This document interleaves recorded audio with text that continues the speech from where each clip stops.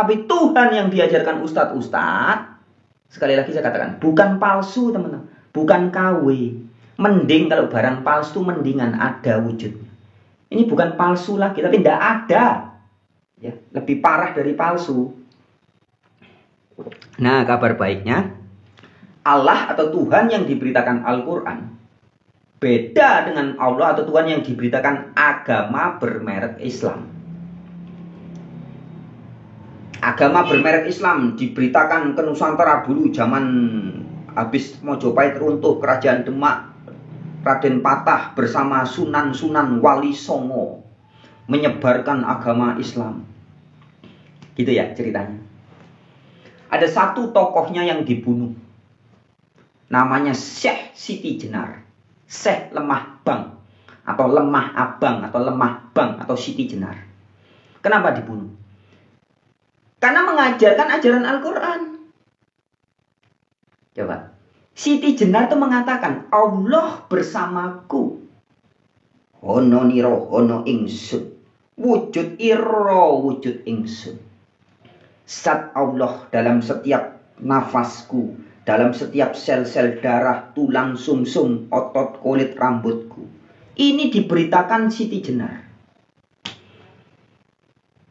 Tapi Tuhan Allah yang diberitakan Wali Songo beda. Tuhan yang rumahnya di Arab harus disapa dengan tradisi Arab, budaya Arab, bahasa Arab, ininya Arab, itunya Arab, ininya Arab, dan syariatnya harus Arab. Singkat cerita, Siti Jenar atas kesepakatan Dewan Wali, para Wali Songo, dibunuh atas perintah Sunan Bonang yang bunuh Sunan Giri. Siti Jenar di sama Wali Songo gara-gara Siti Jenar memberitakan kebenaran.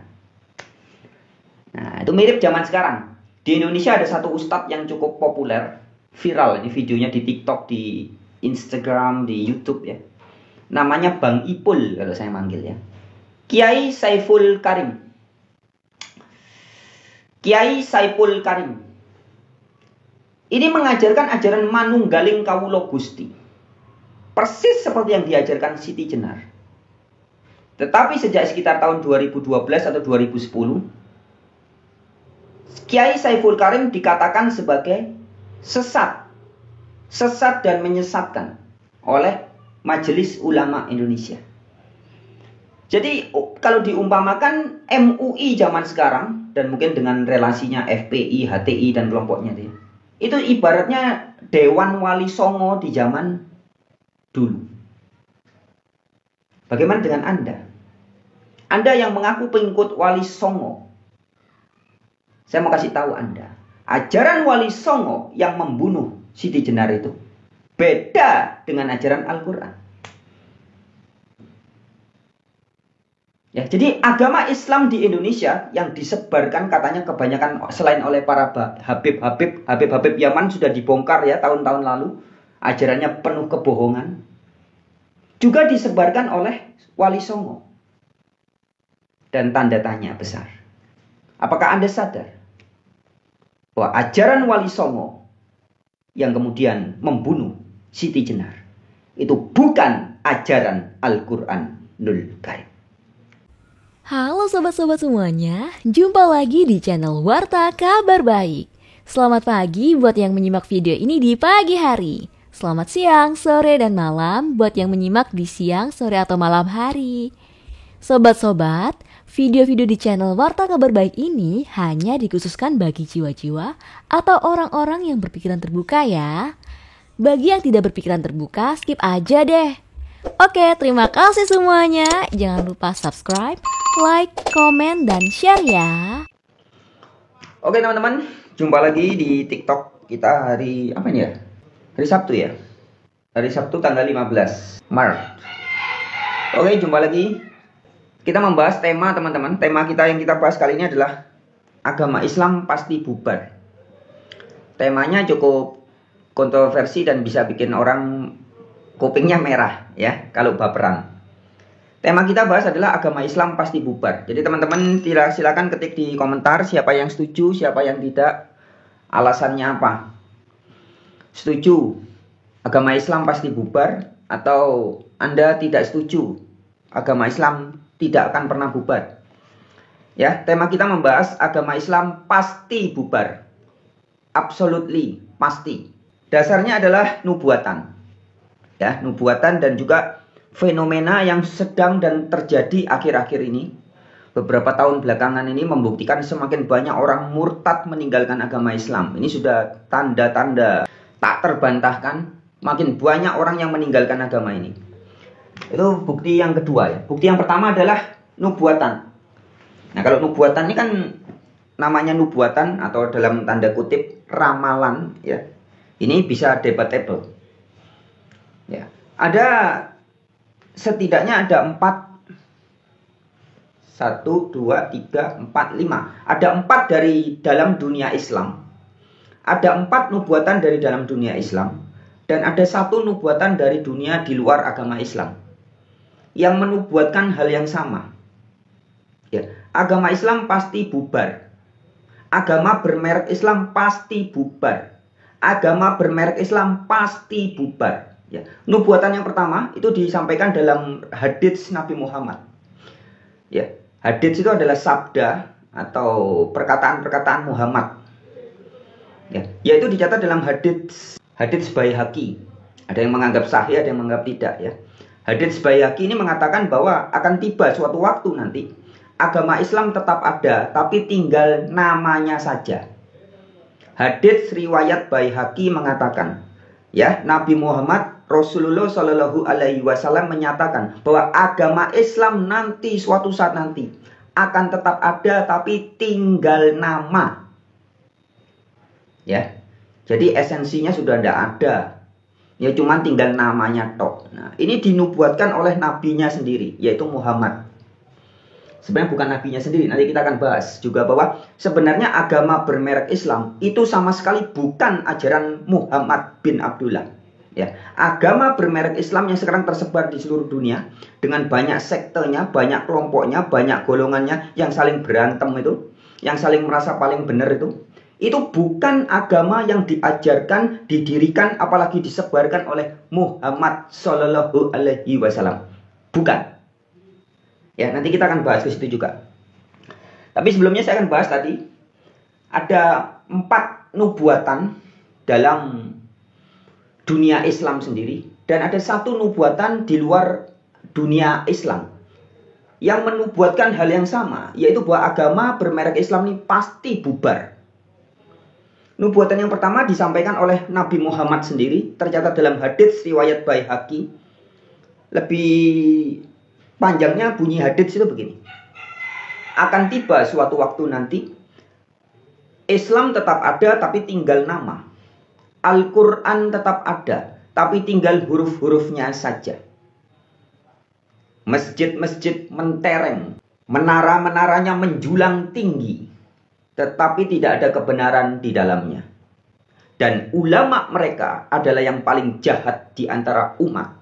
Dari ulama-ulama itu akan tersebar fitnah, dan fitnah itu akan kembali ke kalangan mereka sendiri. Hadits riwayat Baihaqi. Ya, jadi dalam hadits itu ada tercatat 4 hal ya. Islam tetap ada tapi cuma tinggal nama. Al-Quran tetap ada, cuma tulisannya doang. Sudah tidak ada lagi orang yang menghidupkan ajaran Al-Quran, mempraktekkan Al-Quran, sudah tidak ada. Ya. Kemudian yang ketiga, masjid-masjid megah, menaranya mentereng menjulang tinggi tapi tidak ada kebenaran di dalamnya. Dan yang keempat, ulama mereka kerjaannya nyebarin fitnah-fitnah. Persis seperti sekarang. Ulama-ulama di Indonesia, di seluruh dunia sebagian besar kerjaannya menebar fitnah. Memfitnah agama lain. Memfitnah agama Hindu. Memfitnah agama Buddha. Memfitnah agama Kristen. Memfitnah agama Nusantara. Memfitnah. Itu aja kerjaannya ulama-ulama. Dan itu sudah tergenapi. Ya. Jadi sekali lagi teman-teman, ada 4 nubuatan. Ada 4 nubuatan dalam dunia Islam sendiri yang menyatakan bahwa agama Islam pasti bubar. Yang pertama, Nabi Muhammad mengatakan Islam akan tetap ada tapi cuma tinggal nama. Kemudian yang kedua, ya, teman-teman perhatikan ya. Yang kedua adalah Ibnu Hajar Asqalani. ini ulama pakar hadits, menyatakan bahwa umur agama Islam hanya sampai 1476 Hijriah. Nah, sekarang bulan Ramadan ini tahun berapa Hijriah? 1446. 1446 ke 1476 berarti kurang 30 tahun lagi. Jadi umur agama Islam kalau menurut Ibnu Hajar Asqalani ini nanti sekitar tahun 2050, teman-teman. Ya. 30 tahun lagi. Ya. 2050-an lah. Sudah nggak ada. Kemudian yang ketiga, menurut Imam Asyuyuti. Menurut Imam Asyuyuti, usia agama Islam hanya sampai 1477 tahun Hijriah. Jadi Hajar Asqalani atau Ibnu Hajar Asqalani dengan Imam Asyuyuti ini nubuatannya sama. Mengatakan bahwa agama Islam akan bubar 1476 atau 1477. Jadi sekitar 30 tahun lagi. Kemudian yang ketiga, menurut Ibnu Hajar Hambali. Ya, menurut Ibnu Hajar Hambali, umur agama Islam lebih dari 1400 tahun, tetapi kurang dari 1500 tahun. Nah, jadi ini ada 4 ya. 4 nubuatan. Yang pertama disampaikan Nabi Muhammad sendiri, bahwa agama Islam akan cuma tinggal nama. Yang kedua disampaikan oleh Ibnu Hajar Asqalani. Yang ketiga oleh Imam Asyuyuti. Dan yang keempat oleh Ibnu Hajar Hambali. Maka kalau teman-teman melihat kalender Hijriah, itu tidak ada dibuat tahun 1501 Hijriah. Itu nggak ada. Kenapa? Karena memang nggak perlu. Lah wong umur agama Islam nggak sampai 1500. Ngapain dibuat kalender 1501? Ya. Nah, kemudian tadi di awal sudah saya sampaikan, ada 4 nubuatan dari dalam agama Islam sendiri yang menyatakan bahwa agama ini akan bubar. Pertama, Rasulullah Shallallahu Alaihi Wasallam, Muhammad bin Abdullah. Ya. Yang kedua, Ibnu Hajar Asqalani. Yang ketiga, Imam Asyuyuti. Dan yang keempat adalah Ibnu Hajar Hambali. Ya. Dan ada satu lagi dari luar agama Islam. Ini yang terkenal sebagai Sabdo Palon Nagih Janji. Ya. Sabdo Palon pernah menubuatkan bahwa agama bermerek Islam ini akan dibersihkan dari Nusantara setelah 500 tahun runtuhnya Majapahit. Ya. Sabdo Palon menyatakan bahwa agama Islam dari tanah Arab akan dibersihkan dari bumi Nusantara setelah 500 tahun runtuhnya Majapahit. Kapan runtuhnya Majapahit? Runtuhnya Majapahit itu kalau dalam kalender Masehi sekitar tahun 1478, 1479, 78, 1480-an. Nah, 500 tahunnya karena yang dipakai adalah tahun Jawa. Tahun Jawa itu Saka ya. Tahun Jawa itu ada tahun Saka Jawa. Satu tahunnya bukan 365 hari. Tetapi 210 kali 2 yaitu 420 hari. Jadi satu tahun bukan 365 hari tapi 420 hari. Karena ada wuku ya. Satu tahun plus wuku ya. 210 kali 2 plus wuku. Ya. Itu ada 420 hari. Nah, jatuhnya kalau teman-teman hitung, itu memang pas sekitar tahun 2050-an. Dengan tanda-tanda awal, di Sabdo Palon sudah dikatakan ya, dalam serat Sabdo Palon, bahwa tanda-tanda awalnya itu, jadi kan tidak runtuh langsung bubar, kan tidak begitu. Tapi prosesnya bertahun-tahun, puluhan tahun. Ya, dan itu dinyatakan bahwa tanda-tandanya akan Gunung Merapi meletus dan laharnya turunnya mengarah ke barat daya dengan bau yang sangat busuk. Baunya tengik, busuk. Dan itu sudah terjadi dalam pemerintahan Presiden Susilo Bambang Yudhoyono beberapa tahun yang lalu. Gunung Merapi meletus, laharnya mengarah ke barat daya dan baunya sangit. Itu sudah terjadi. Kemudian tanda yang kedua, akan terjadi air laut tercurah ke daratan. Kalau bahasa Jepangnya itu tsunami. Ya. Tsunami akan terjadi di daerah Aceh, Serambi, Mekah. Dan itu sudah terjadi juga tahun 2000. Tsunami itu tahun 2004 ya. Sudah terjadi juga. Ya, dan ada beberapa tanda-tanda nubuatan-nubuatan yang terus terjadi. Nah, teman-teman di kolom live chat silakan mau percaya tidak percaya, itu tidak ngaruh. Ya. Kepercayaan Anda tidak akan membuat Islam tidak bubar. Kalau teman-teman bergabung di channel YouTube saya, ini channel YouTube-nya itu Warta Kabar Baik, bisa dilihat ya. Warta Kabar Baik ini channel YouTube-nya. Di situ ada banyak kesaksian orang-orang yang menyatakan diri sudah murtad permanen, ya, murtad dari agama bermerek Islam. Ya, ada mbah, ada banyak yang sudah tua, sudah sepuh-sepuh, usia di atas 50 tahun, ada yang 80 tahun, ada yang 70 tahun. Murtad, memutuskan murtad dari agama bermerek Islam dan kembali kepada ajaran leluhur Nusantara. Ya. Jadi buat teman-teman ada yang mungkin masih belum ngeh ya, salah paham atau salah sangka. Tadi ada komentar yang menganggap saya ini membahas tentang gereja, tentang Kristen. Tidak ada urusannya, ini tidak ada urusannya sama Kristen. Ya, nggak ada urusannya sama Kristen. Jadi bubarnya agama bermerek Islam ini tidak ada urusannya sama Kristen. Ya, tidak ada urusannya. Karena dinubuatkan oleh dalam serat Sabdo Palon juga, bubarnya agama bermerek Islam ini justru dirusak atau dibubarkan oleh orang-orang dari dalam agama Islam itu sendiri. Jadi yang menghancurkan, yang merusak, memporak-porandakan agama bermerek Islam adalah ulama-ulama, kiai-kiai, ustadz-ustadz dari dalam agama Islam itu sendiri. Nah, ini fenomena ini sudah terjadi. Anda mau percaya tidak percaya, faktanya begitu. Ya, terbongkar di mana-mana.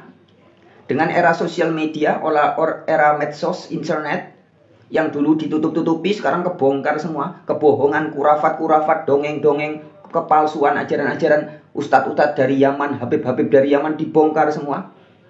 Ya. Oke, kemudian saya tadi sempat menyatakan ya, biar nggak lupa teman-teman. Teman-teman tidak perlu sedih jika agama bermerek Islam ini bubar. Bagi Anda yang mengaku pengikut Muhammad bin Abdullah atau Muhammad atau Nabi Muhammad Shallallahu Alaihi Wasallam, teman-teman tidak perlu sedih, teman-teman. Karena sesungguhnya Nabi Muhammad atau Rasulullah Shallallahu Alaihi Wasallam ini tidak pernah mengajarkan agama bermerek Islam. Jadi agama bermerek Islam yang sekarang pecah dalam banyak kelompok golongan itu bukan ajaran dari Nabi Muhammad. Buktinya, ya, kalau Anda membuka di dalam Al-Quranul Karim, tidak ada satupun ayat di dalam Al-Quran yang mengatakan bahwa Muhammad mendirikan, mengajarkan, mewartakan, menyebarkan agama bermerek Islam. Tidak ada. Tidak satupun ayat di dalam Al-Quran yang mengatakan bahwa agama bermerek Islam ini adalah agama yang disebarkan oleh Nabi Muhammad. Nggak ada, bro. Ya. Terus siapa yang mendirikan? Ya, yang mendirikan adalah orang-orang yang hidup jauh setelah Nabi Muhammad. Nggak ada. Kalau Anda membaca sejarah Islam, sejarah Nabi Muhammad, jelas dikatakan dalam hadits-hadits dan juga dalam kitab-kitab sejarah Islam sendiri, bahwa ketika Muhammad bin Abdullah ini meninggal dunia, konon meninggalnya menurut kepercayaan kebanyakan orang diracun, ya, dibunuh, diracun, mati, diracun. Setelah meninggal 3 hari tidak dikuburkan. Setelah meninggal dunia 3 hari mayatnya nggak dikuburkan. Kenapa nggak dikuburkan? Karena mereka nggak peduli.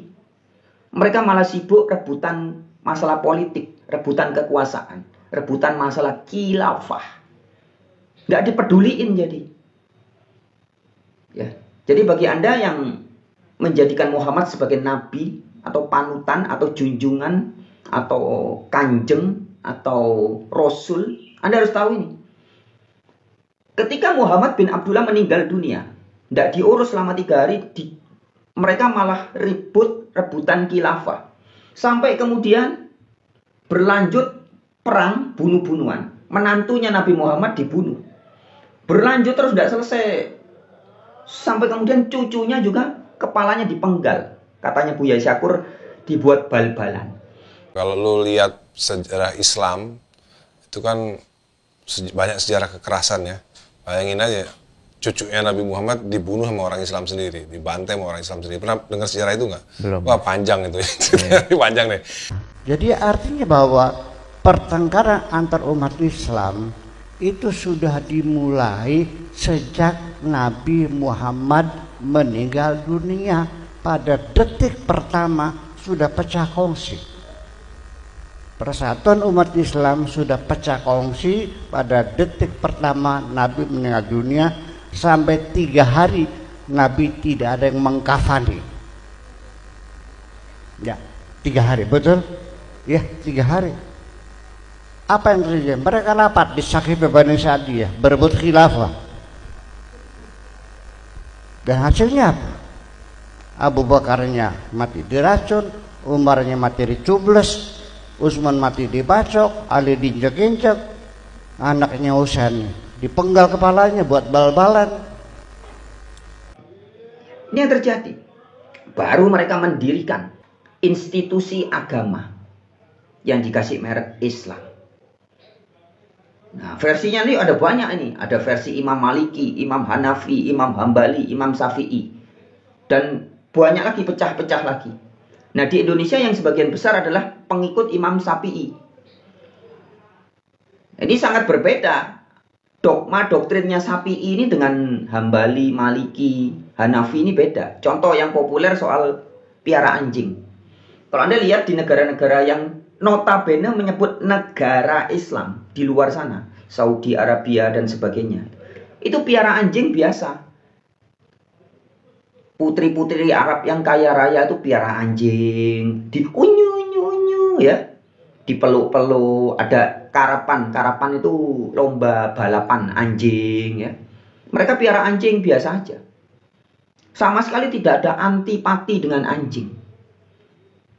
Itu padahal mereka adalah negara-negara di luar sana yang notabene menyebut diri negara Islam. Indonesia kan tidak menyebut negara Islam. Indonesia kan meskipun katanya mayoritas pemeluknya ngaku-ngaku beragama Islam, tapi kan bukan negara Islam. Tapi lucunya di Indonesia anjing itu dibenci, katanya Abdul Somad apa? Anjing adalah binatang yang paling dibenci Allah. Anjing itu binatang yang paling dibenci Allah. Begitu katanya, kata Abdul Somad. Nah, ini kenapa Abdul Somad begini? Karena dia ikut Imam Syafi'i. Nah, apakah betul Syafi'i itu mengajarkan pengikutnya untuk membenci anjing? Betul. Tetapi masalahnya anjing yang dimaksud Syafi'i ini apakah anjing dalam arti perumpamaan atau anjing dalam arti binatang anjing sungguhan? Ini tidak bisa dikonfirmasi, teman-teman. Ya. Jadi banyak orang menggoblok-goblokkan Imam Syafi'i. Katanya Imam Syafi'i goblok. Tolol Imam Syafi'i itu. Kenapa? Ya karena melarang orang piara anjing. Saya bilang loh, belum tentu. Bisa jadi yang tolol bukan Syafi'inya. Yang goblok tuh pengikut-pengikutnya Imam Syafi'i yang salah memahami maksud dari Syafi'i. Bisa jadi. Atau memang mungkin Syafi'i yang goblok. Bisa ada 2 kemungkinan. Kenapa teman-teman? Karena kalau di dalam dunia keislaman, khususnya kalau Anda teliti membaca Al-Quran, Anda bisa lihat di dalam surat Rum, ya, surat Roma, surat bangsa Roma, bukan surat Roma yang di Bible-nya orang-orang Kristen ya. Tapi di dalam Rum, surat Rum yang ada di Al-Quran dikatakan, Al-Quran itu berisi perumpamaan. Anda buka di dalam surat Rum itu surat ke-30 ya. Buka di ayat yang ke-58. Saya bacakan dalam terjemahan bahasa Indonesia. Dan sesungguhnya kami buat dalam Al-Quran ini segala macam perumpamaan untuk manusia. Ya. Jadi memang ada ayat-ayat yang bersifat perumpamaan. Ada juga ayat yang bersifat mutasyabihat. Perumpamaan itu mutasyabihat. Tetapi memang ada juga ayat-ayat yang bersifat mukamat. Mukamat itu jelas, terus terang. Jadi hati-hati kalau membaca Al-Quran. Banyak ternyata sebagian besar ayat-ayat perumpamaan. Ya. Jadi jangan dipukul rata. Oh, ini ayatnya maksudnya sungguhan. Bunuh orang kafir. Mungkin maksudnya disuruh bunuh beneran. Ini hati-hati. Ya, ada ayatnya sifatnya perumpamaan. Ingat-ingat ayatnya teman-teman. Surat ke-30 ayat 58. Nah, tradisi perumpamaan dalam kitab suci itu sudah biasa. Kalau Anda pembaca Bible, orang-orang yang ngaku-ngaku Kristen sering baca Bible, Anda juga tahu. Di dalam Alkitabnya orang-orang Kristen itu juga banyak ayat-ayat sifatnya perumpamaan. Bahkan manusia diperumpamakan seperti binatang. Singa, raja, ada yang dibilang beruang, ya, raja Roma, raja kerajaan ini itu kan digambarkan seperti beruang, seperti singa. Yesus sendiri diumpamakan singa dari Yehuda. Yesus juga diumpamakan sebagai kambing, apa? Anak embek, anak kambing, anak domba. Embek itu Yesus. Pengikut-pengikut Yesus diumpamakan sebagai domba. Pengikut yang nggak setia atau yang ngawur disebut sebagai kambing. Iblis diumpamakan seperti ular. Dan ini perumpamaan semua. Bukan berarti kalau Anda lihat ular lewat di depan rumah Anda, itu setan-setan. Bukan. Ya. Kemudian di dalam kitab Perjanjian Baru juga rasul-rasul yang ngaku-ngaku pengikut Yesus tuh pakai perumpamaan. Guru-guru palsu disebut sebagai serigala. Serigalanya ada berapa macam? Serigala berbulu domba. Loh. Ini perumpamaan. Nggak ada serigala betul-betul bulunya domba. Nggak ada. Serigala buas. Ada lagi serigala ganas. Yang dimaksud ini bukan binatang serigala kaki 4. Bukan. Tapi ini guru-guru palsu. Guru-guru palsu juga disebut, kata Paulus di dalam kitab Perjanjian Baru itu, surat-surat Paulus mengatakan hati-hati terhadap anjing-anjing. Anjing di sini bukan anjing dalam arti binatang anjing. Nah, maka kembali kepada tradisi yang dipercayai oleh ustadz-ustadz goblok bin tolol di Indonesia seperti Abdul Somad dan teman-temannya yang mengajari orang membenci anjing. Sebagian Anda takut jadi piara anjing, takut, najis, takut, bahkan benci. Anjing adalah binatang yang paling dibenci Allah. Hati-hati. Ya, Anda pengikut Imam Syafi'i, hati-hati. Apakah Syafi'i memang mengajarkan seperti itu? Orangnya sudah tidak ada, tidak bisa kita telepon, tidak bisa kita WA, orangnya sudah tidak ada. Yang dimaksud, umat Islam tidak boleh bergaul dengan anjing. Itu maksudnya anjing dalam arti guru-guru palsu, atau dalam arti anjing dalam bentuk binatang anjing sungguhan. Hati-hati. Ya. Karena di dalam hadits yang lain juga dikatakan, dalam hadits Nabi Muhammad mengatakan, ulama-ulama itu sebagian nanti akan menjadi anjing-anjing neraka. Ini pernah dibahas juga dalam channelnya Guru Gembul. Ya. Ulama-ulama itu sebagian besar menjadi anjing-anjing neraka.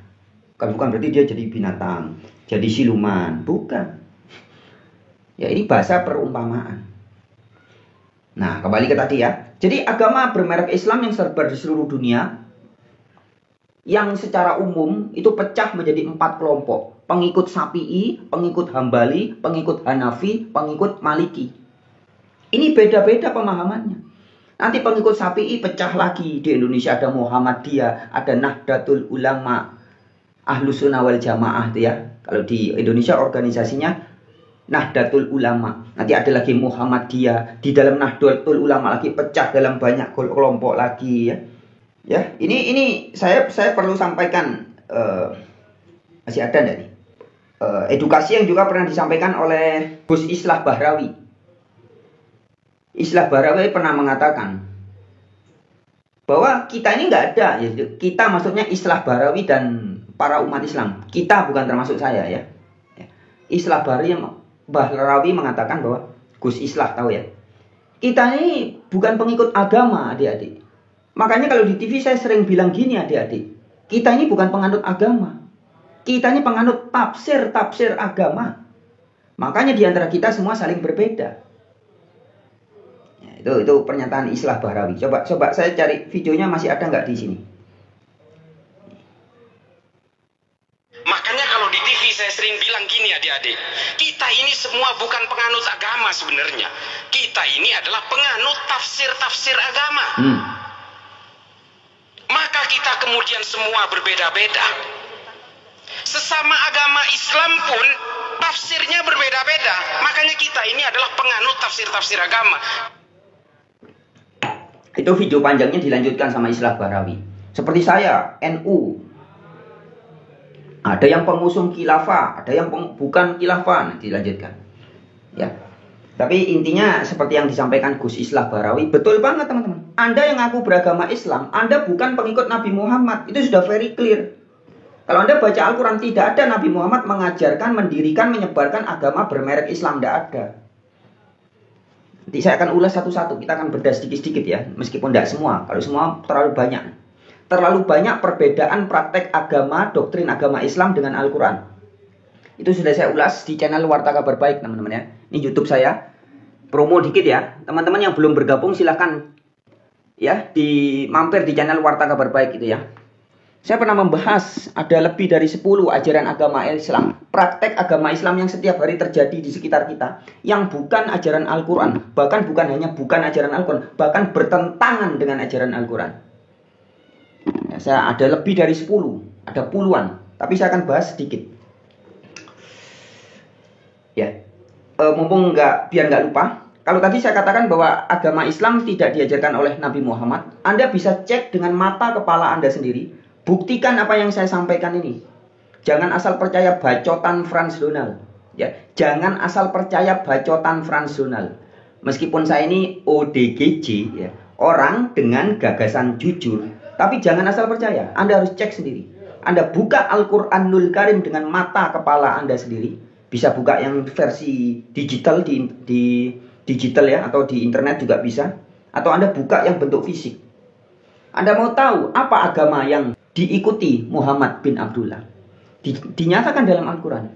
Nabi Muhammad mengikuti milata Ibrahim. Agama, kalau dianggap agama ya, jalan lurus. Agama yang diikuti oleh Ibrahim, oleh Isa atau Yesus ya, oleh Musa dan para nabi lainnya. Tidak ada dikatakan Nabi Muhammad mengikuti apalagi mengajarkan agama bermerek Islam. Tidak ada. Adanya agama sirotol mustaqim. Agama jalan lurus. Yang mana itu? Milata Ibrahim. Yang diikuti Ibrahim. Bukan bermerek Islam. Dalam ceramahnya yang sudah sempat viral di berbagai platform juga, Dr. Mun'im Syiri juga menyampaikan hal yang sama persis seperti yang saya sampaikan. Dia tegas mengatakan bahwa kalau Anda atau kita membaca Al-Quran dengan teliti, ini saya coba gayanya kayak Mun'im Syiri kalau ngomongkan gitu. Jangan salah, kalau kita membaca Al-Quran dengan teliti, Anda tidak akan yakin bahwa Islam adalah agama yang dibawa oleh Nabi Muhammad. Nah, gitu ya, logatnya Mun'im Syiri gitu ya. Coba saya cari ini ada di YouTube saya juga. Di sini ada nggak ya? Coba ntar. Dalam berbagai kesempatan, Oh, nggak ada kayaknya. Hindu, Buddha, Nggak ada teman-teman ya. Di HP yang saya pakai untuk live TikTok ini, videonya ada di situ ya. Tapi jelas Mun'im Syiri mengatakan bahwa kalau Anda membaca Al-Quran, Anda tidak akan yakin bahwa Islam adalah agama yang diajarkan oleh Nabi Muhammad. Nah, begitu. Kalau Anda menggunakan Al-Quran, Anda tidak akan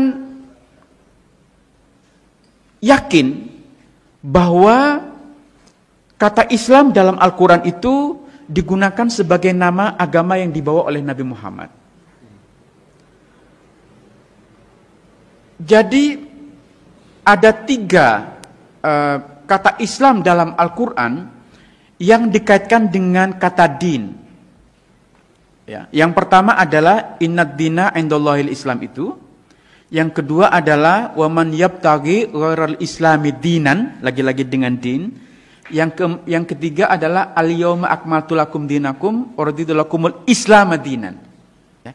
Dari ketiga ayat di mana kata Islam dikaitkan dengan din yang seringkali kita terjemahkan sebagai agama, itu tidak satupun yang mengaitkan kata Islam sebagai agama yang dibawa oleh Nabi Muhammad. Ya, tidak satupun yang mengaitkan Islam sebagai agama, nama agama yang dibawa oleh Nabi Muhammad.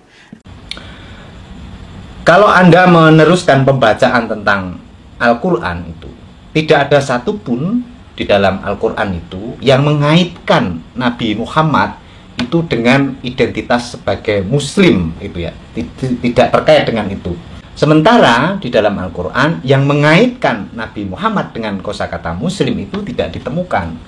Maka dari itu agama Nabi Muhammad ini apa? Tentu kalau kita menjawabnya, agama dari Nabi Muhammad itu adalah Muslim, sebagaimana yang dipahami selama ini, itu tidak terkonfirmasi di dalam Al-Quran. Kemudian juga di channel Warta Kabar Baik, ya ini channel YouTube teman-teman ya, YouTube.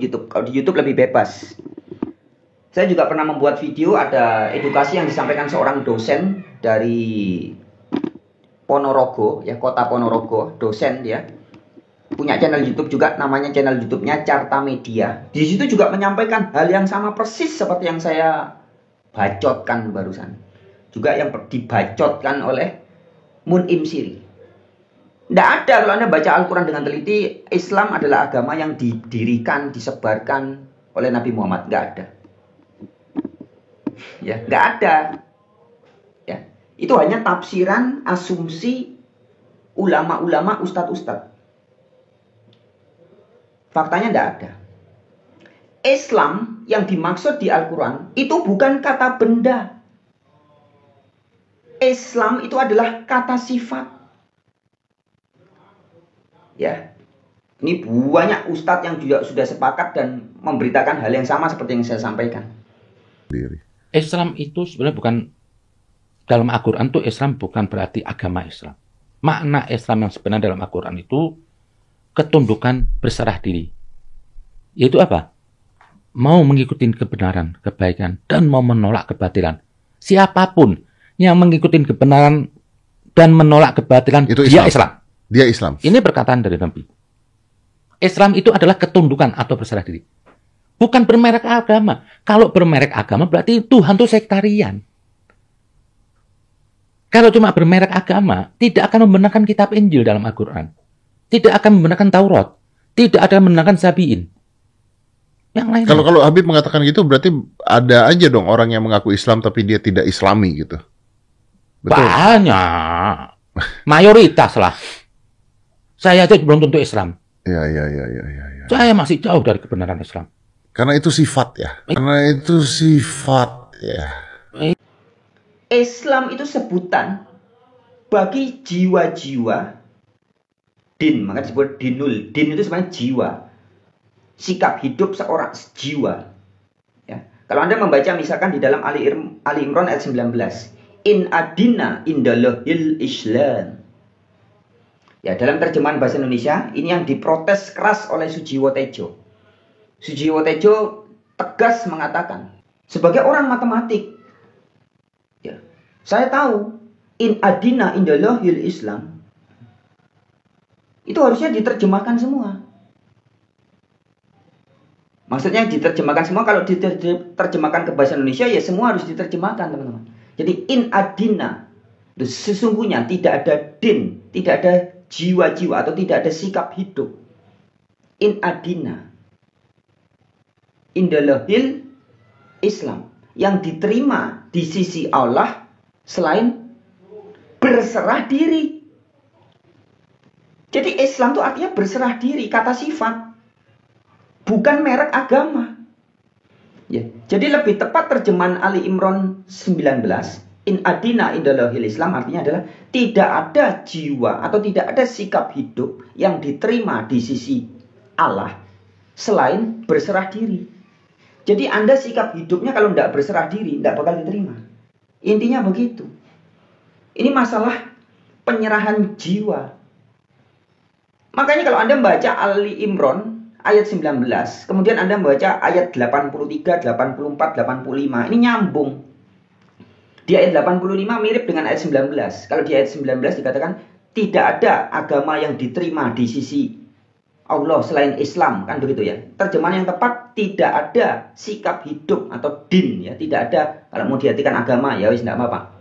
Tapi agama itu dalam arti tidak agama, tidak kacau ya. Din, sikap hidup yang diterima di sisi Allah selain berserah diri. Nah, di Ali Imran 85 dikatakan, barang siapa yang mencari agama selain Islam tidak akan diterima. Nah, harusnya dipahami, barang siapa yang mencari sikap hidup selain berserah diri, maka tidak akan diterima. Begitu.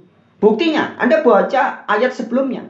Ali Imran 85 tidak boleh lepas dari 84-83. Di ayat 84 tegas dikatakan, yang disebut berserah diri atau aslima muslim ini, Ibrahim, Musa, Yesus, itu sikapnya berserah diri, bukan beragama merek Islam, bukan. Lebih jelas lagi kalau Anda mundur di ayat 83, ini cetha welo-welo. Siapa yang disebut Islam atau Muslim dalam ayat Ali Imran 83? Segala yang ada di langit dan di bumi. Itu Islam. Anda lihat yang ada di langit apa? Awan, bulan, bintang, angin, burung, cahaya matahari. Semua itu Islam. Yang di bumi ya apa aja yang ada di bumi, lihat aja. Itu Islam. Ini kata sifat, bro. Ya. Bukan merek agama. Ya. Jadi Anda harus hati-hati. Islam yang dimaksud Quranul Karim adalah kata sifat. Maka dikatakan ada istilahnya Isa, Yesus itu Islam. Orang-orang Kristen atau pengikut Kristus, pengikut Yesus, pengikut Al-Masih, di dalam surat Al-Maidah, surat kelima ayat 111 dikatakan, Islam, Yesus dan pengikutnya itu Islam. Bukan Yesus dan pengikutnya beragama merek Islam. Bukan. Yesus dan murid-murid Yesus, pengikut-pengikutnya, kalau di dalam Kristen disebutnya orang-orang Kristen, itu berserah diri. Gitu loh. Ini gampang banget kalau Anda mau sedikit teliti aja membaca Quran itu. Gampang teman-teman. Ya. Tetapi menjadi masalah besar ketika kata aslima atau Islam dijadikan merek lembaga agama. Ini yang terjadi. Itu ada barusan komentar besar. Oten ODGJ permanen. Iya, ODGJ ini permanen asli. Orang dengan gagasan jujur. Nah, asli ini. Nah, kemudian komentarnya, Oten udah gila, botol. Oh iya, ini seperti yang dikatakan Al-Quran. Nabi Muhammad itu kan juga Oten, teman-teman. Nabi Muhammad itu Oten. Maka kalau Anda baca di Al-Quran, Nabi Muhammad juga disebut gila. Ya. Nabi Muhammad dianggap gila. Ada beberapa ayatnya. Coba saya cek dulu ya. Ada di surat ke-15 ayat 6. Surat 23 ayat 70. Nabi Muhammad juga dianggap gila. Jadi kalau saya memberitakan kebenaran terus dianggap gila, persis seperti Anda memperlakukan saya seperti orang-orang di zaman Nabi Muhammad memperlakukan Muhammad. Muhammad dituduh gila, iki wong gendeng, wong senting. Saya juga dianggap gila ketika memberitakan kebenaran. Nah, tadi saya sempat bilang Nabi Muhammad Oten. Apa Oten? Oten itu orang yang percaya Yesus adalah Kristus. Ya. Kristen itu sebutan gampang teman-teman. Kalau Anda percaya Yesus adalah Kristus, Anda Kristen. Simple. Siapa yang bilang? Baca di Alkitab dengan teliti. Ketika Yesus pertama kali datang memanggil orang-orang, orang-orang banyak bilang ini orang yang baik, guru yang hebat. Tapi ketika Yesus mengaku dirinya adalah Kristus atau Hamasyah atau Al-Masih, orang tidak percaya. Nah, yang tidak percaya tidak disebut Kristen. Tapi orang-orang yang percaya bahwa Isa adalah Al-Masih atau Yesus adalah Kristus, maka disebut sebagai orang-orang Kristen. Murid-murid Yesus pertama itu kan orang-orang Yahudi. Sebagian percaya bahwa Yesus adalah Kristus, maka disebut sebagai Yudeo-Kristian. Ya. Kristen mereka. Jadi kalau Anda percaya Isa adalah Al-Masih, bahasa Arab ya. Apakah sama Isa Al-Masih dengan Yesus Kristus? Sama. Buktinya Anda buka Al-Quranul Karim terbitan King Fahd Saudi Arabia. Ya, jadi saya ngomong tuh ada faktanya, teman-teman.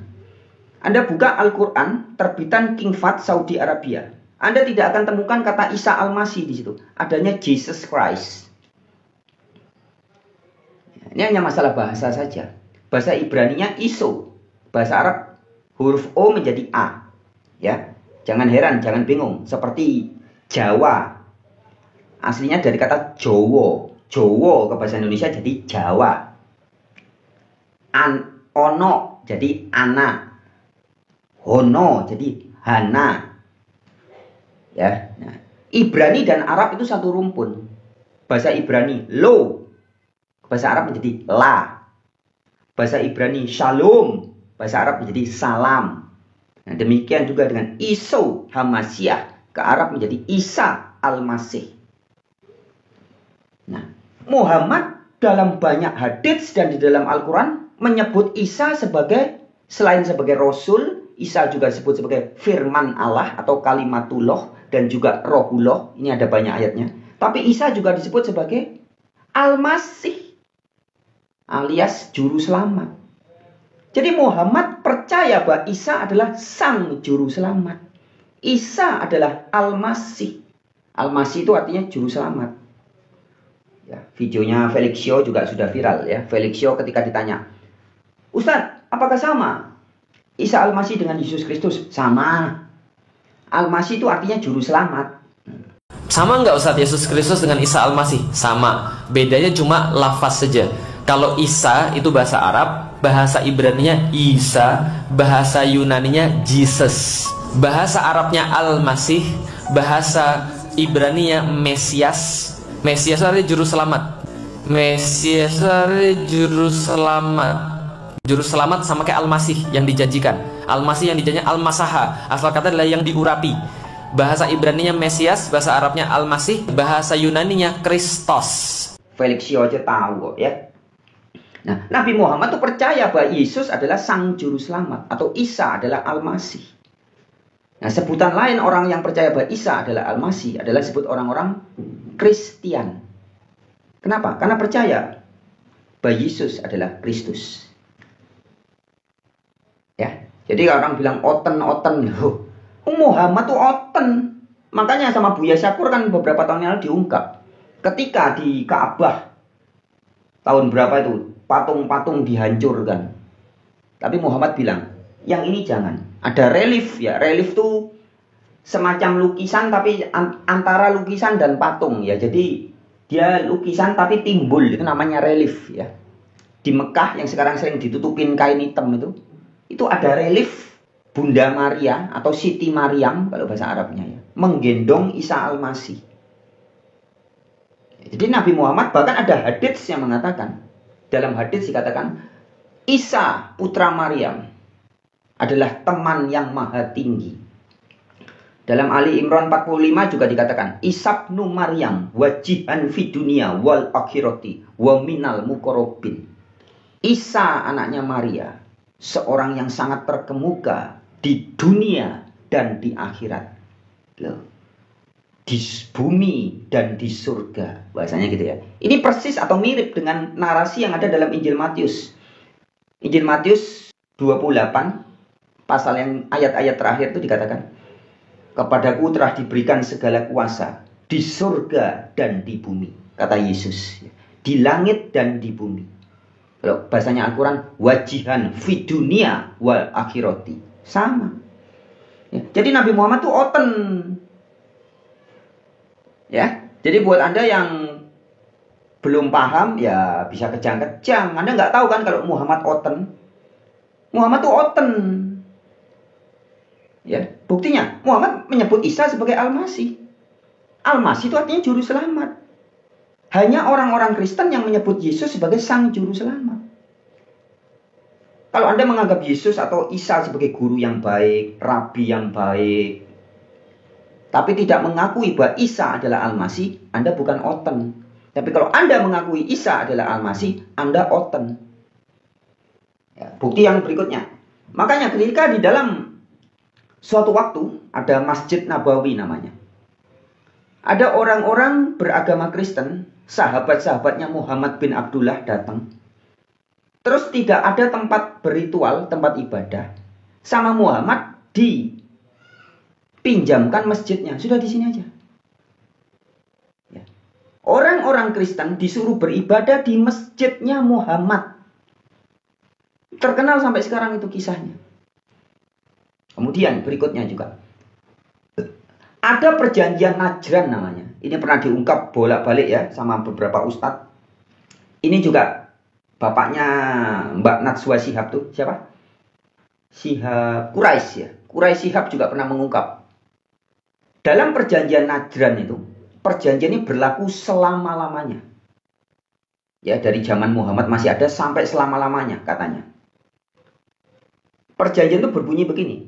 Kalau ada orang Kristen perlu bantuan, mau mendirikan gereja atau bantuan apapun, umat Islam pengikut Muhammad wajib membantu.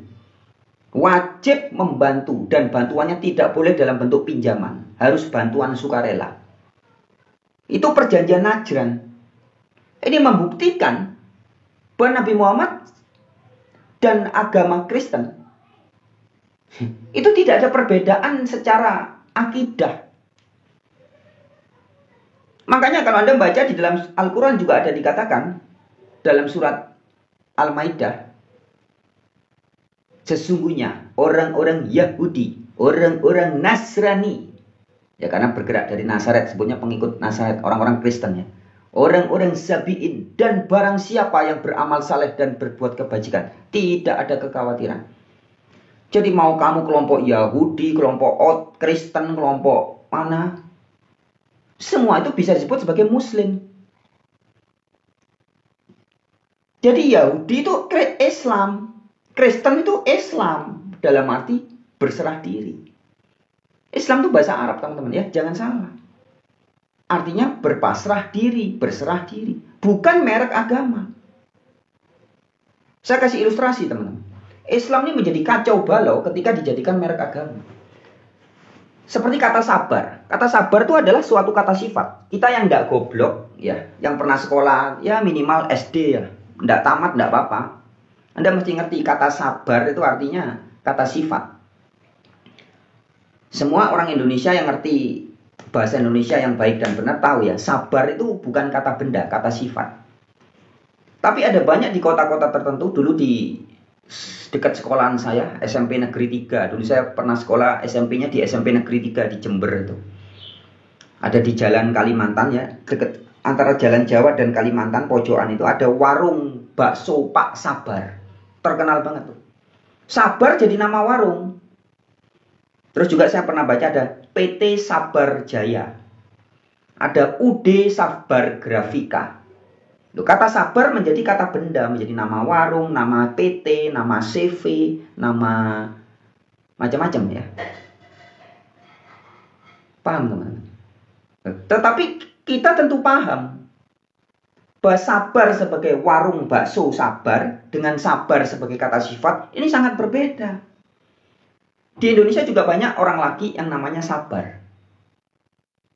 Beberapa hari yang lalu ada juga Pak Sabar tuh menghubungi saya, menyatakan sudah murtad dari agama Islam.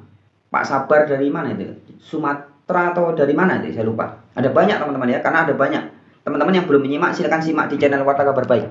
Kesaksian orang-orang yang murtad dari agama bermerek Islam setelah sadar. Ya. Ada yang namanya Pak Sabar. Nah, apakah seorang Pak Sabar bisa mengklaim bahwa yang sabar hanya saya? Kamu namanya siapa? Franz. Oh, bukan Sabar berarti. Kamu namanya siapa? Dian. Wah, apalagi Dian. Bukan Sabar kamu Dian.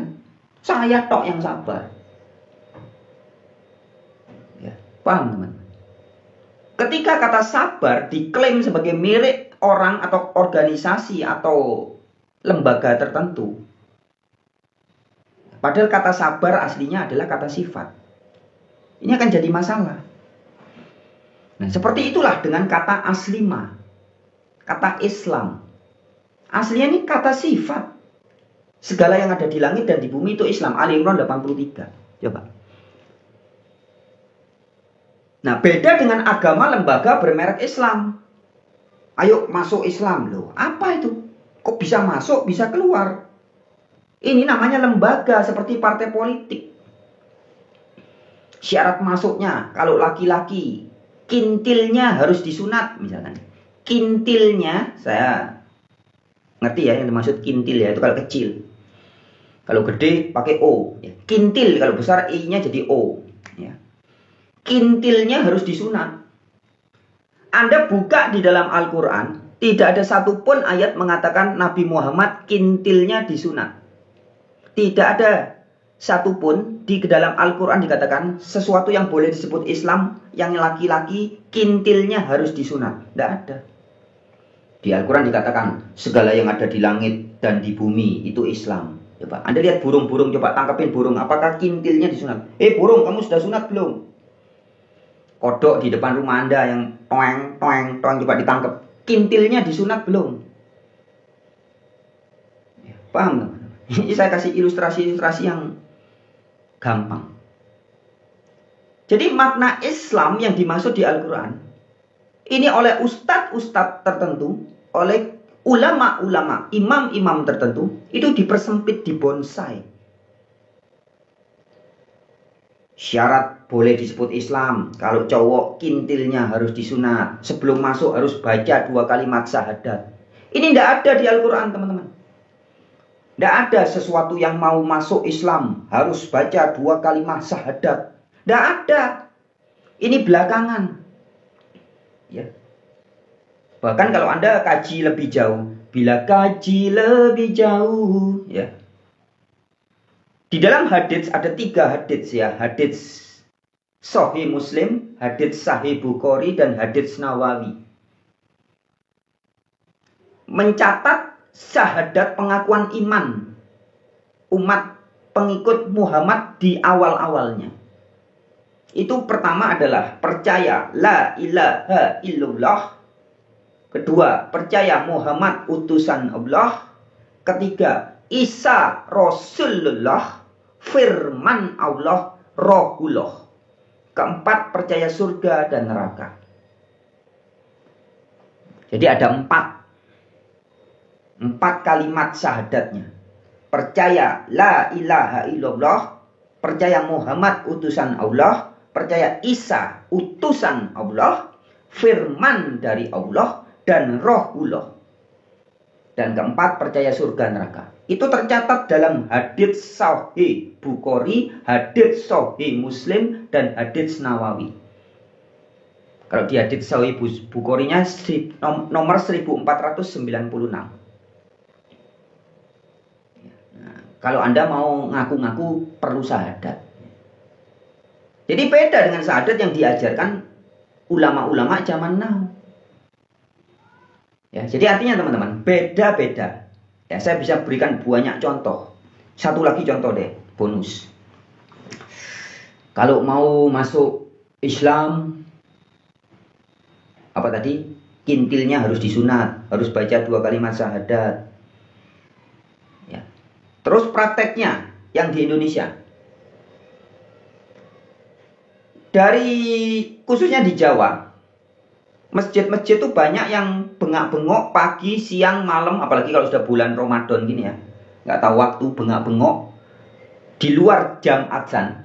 Ya, di luar jam adzan, bengak-bengok menyebut nama Allah, teriak-teriak. Ya. Pakai, bukan cuma teriak-teriak, pakai toa, pengeras suara, nggak cukup 1, nggak cukup 3. Ya, pengeras suara kalau bisa 9, 11, 12, 13. Teman-teman tahu nggak? Itu dilarang di dalam Al-Quran. Ya. Jadi bukan hanya tidak tertulis di Al-Quran, tapi dilarang, teman-teman. Ya. Ada di dalam surat ke-7 ayat 205, surat Al-Isra juga, surat 17 ayat 110. Tidak boleh menyebut nama Allah dengan suara keras. Mau pagi, mau petang, baik siang maupun malam, tidak boleh. Tapi ketika hal ini pernah disampaikan juga sama Menteri Gus Yakut ya, ketika menjabat sebagai Menteri Agama beberapa tahun yang lalu, malah Gus Yakut dibilang apa? Menista agama. Gus Yakut padahal menghimbau, tidak memerintahkan loh, dia menghimbau masjid-masjid jangan berisi, pakai toa jangan keras-keras. Dibilang menista agama. Padahal yang disampaikan Gus Yakut itu ajaran Quran. Sama juga yang seperti saya sampaikan. Contoh berikutnya. Yesus atau Isa yang diberitakan oleh ustadz-ustadz Anda, ulama-ulama Anda, gus-gus Anda, kiai-kiai Anda adalah Yesus atau Isa yang palsu, teman. Beda dengan Isa kalau Anda baca di Al-Quran.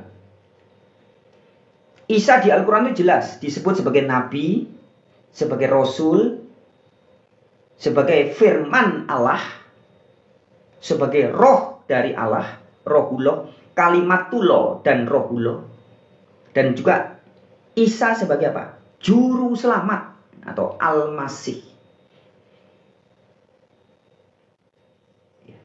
Kalau Isa di Al-Quran disebut sebagai firman Allah, ini sebagai tambahan aja. Itu sama beritanya kalau Anda baca di Bible, kitab-kitabnya orang-orang Kristen itu. Dalam kitab Injil tulisan Yohanes 1 ayat 1. Kemudian tulisan Yohanes yang ke-1, pasal 1 ayat 1. Dan juga dalam kitab Wahyu 19 ayat 13. Ini semua tulisannya Yohanes. Itu juga menyebut bahwa Yesus disebut sebagai firman Allah.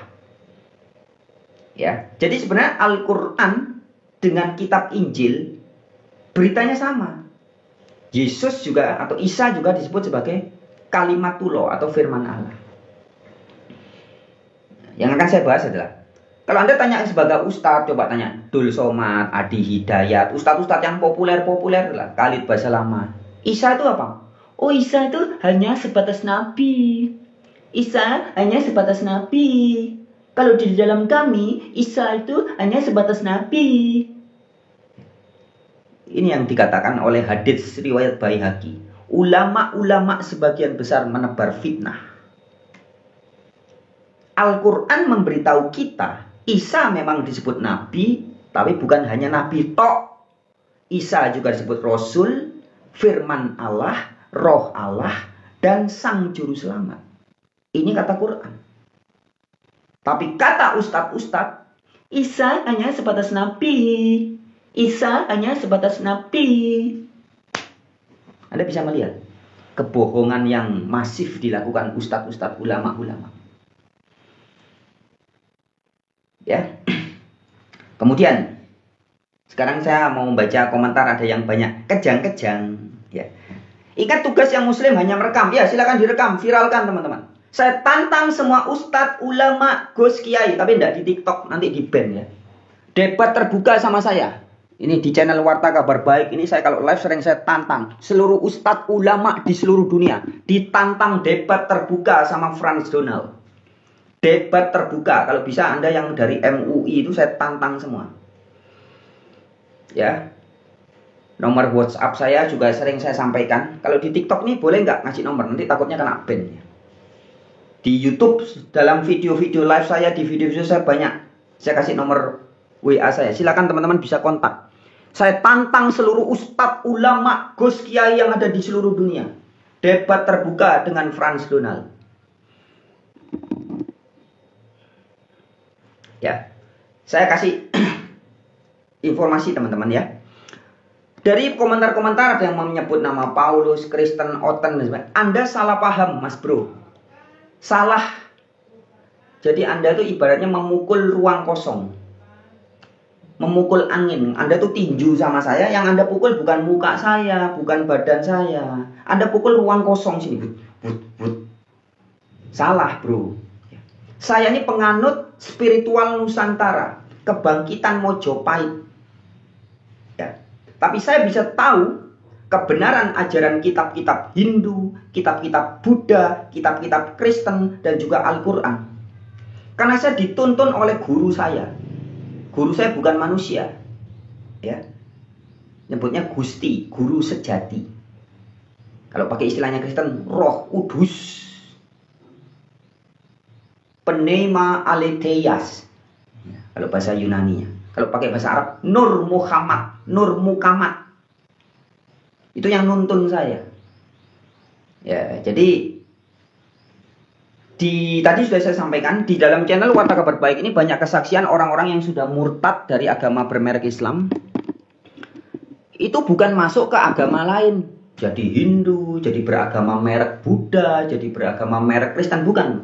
Tapi kembali ke ajaran leluhur Nusantara. Ya, oke, kita kembali ke tema kita. Temanya membahas bahwa agama bermerek Islam pasti bubar. Anda mau suka, tidak suka, tidak pengaruh. Saya tidak suka, tidak ngaruh. Ya. Anda percaya, tidak percaya, mau, tidak mau, agama bermerek Islam sudah mulai ditinggalkan banyak orang. Bye-bye. Karena orang sudah tahu bahwa agama bermerek Islam ternyata bukan ajaran Nabi Muhammad. Agama bermerek Islam bukan ajaran Nabi Muhammad. Bukan ajaran Al-Quran. Agama bermerek Islam hanya didirikan, dibikin, ngai-ngai ya, oleh bukan ustadz zaman dulu, penerus atau pengikut orang-orang Arab setelah Nabi Muhammad nggak ada. Jadi ini kasusnya seperti mirip agama Kristen, teman. Agama Buddha juga begitu. Agama Buddha itu muncul setelah Siddhartha yang terbuddha. Buddha itu artinya tercerahkan, tersadarkan, nggak ada. Sudah mati, sudah tidak ada itu orangnya. Kemudian penerusnya puluhan tahun berikut membuat agama bermerek Buddha. Bukan Siddhartha yang mendirikan dan mengajarkan agama Buddha. Bukan. Buddha itu sikap kesadaran. Orang siapapun Anda yang tersadarkan, Anda adalah tersadarkan. Begitu. Anda adalah Buddha. Artinya Anda tersadarkan.